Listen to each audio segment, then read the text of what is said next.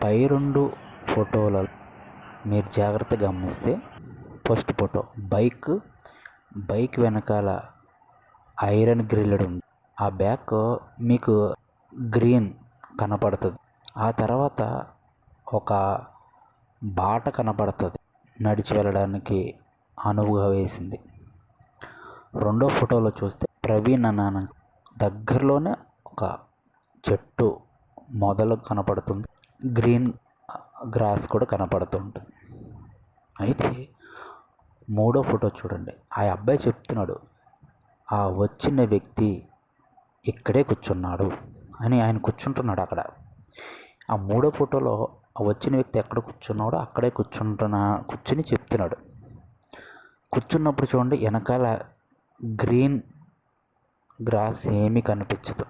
అలాగే ఆ కూర్చున్న వ్యక్తికి పక్కనే ఒక ఐరన్ పోల్ ఉంది చూడండి. అది పైన రెండు ఫోటోల్లో ఐరన్ పోల్ ఉండదు. అలాగే నాలుగో ఫోటోలో అబ్బాయి చెప్తున్నాడు అక్కడ కూర్చుంటే ఆయన ఎదురుగా బైకు, ఇదిగోండి ఆయన వెనకాల కూర్చున్నాడు, ఆయన ఎదురుగా బైక్ ఉందని చెప్తాను. కానీ మనకు ముందుగా రిలీజ్ అయిన ఫోటోలలో బైక్ వెనక వ్యక్తి కూర్చున్నట్లుగా, అంటే ప్రవీణ్ పగడాల గారు కూర్చున్నట్టుగా ఫోటో.